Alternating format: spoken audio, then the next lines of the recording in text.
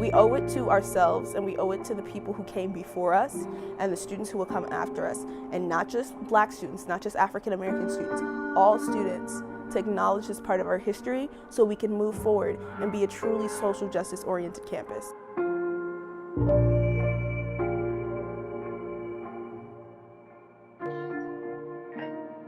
My name is Danielle Williams. I am a sophomore from Waldorf, Maryland.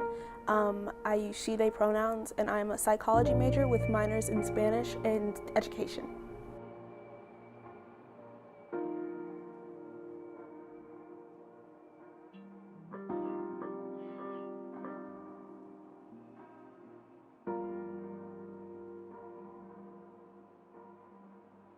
As an African American student at Goucher,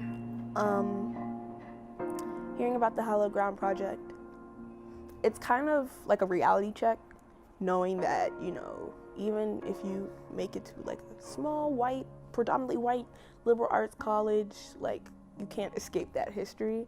Nowhere that you go, you can't escape the history of your ancestors being enslaved and like you having a foot down in life. Sometimes I have to take the time to recognize that if this was in a completely different context years ago, I would not be here as a student. I'll say it that way.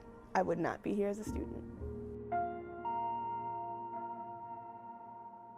Goucher has taken a new initiative along with some other colleges in the area to uncover the history of slavery on the land they reside and benefit from. This stems from earlier projects that never really took off. On Wednesday, October 18th, new Goucher College President Kent Devereaux released an email that many were delighted to read and some were troubled by.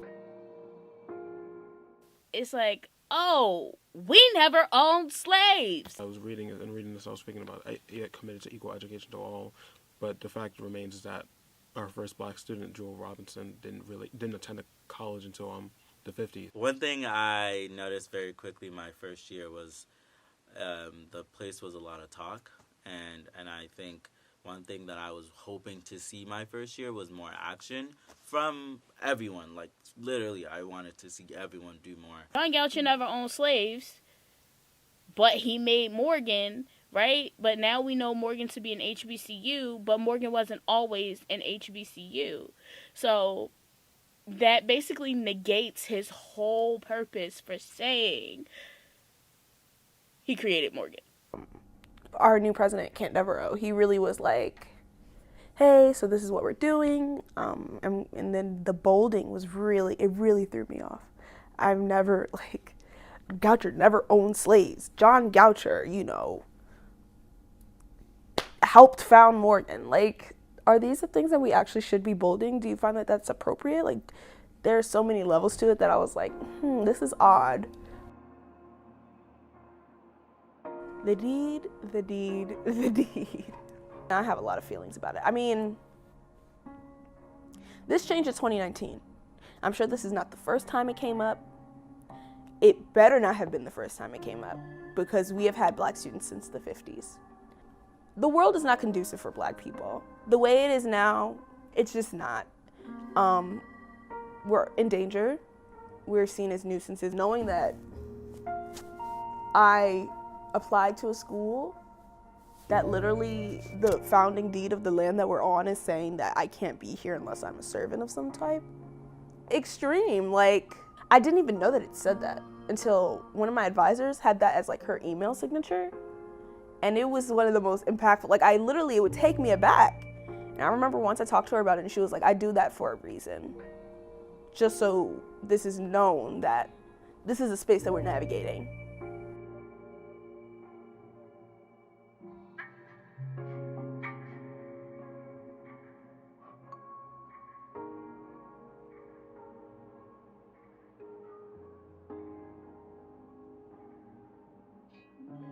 I love Goucher and I want it to become better, and that's why I speak out.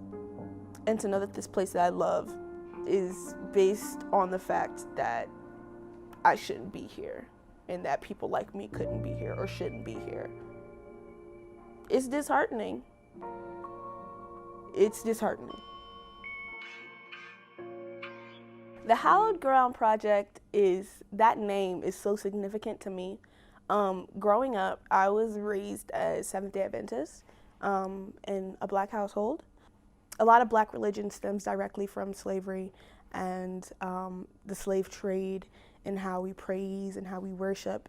And that hallowed ground really reminds me of like scriptures. A lot of black people have identified with the land of milk and honey, and that suffering don't last always, and you'll reach that hallowed ground, and it has a lot of significance, it has a lot of punch. Just reminds me of old school black Christianity, and it's interesting.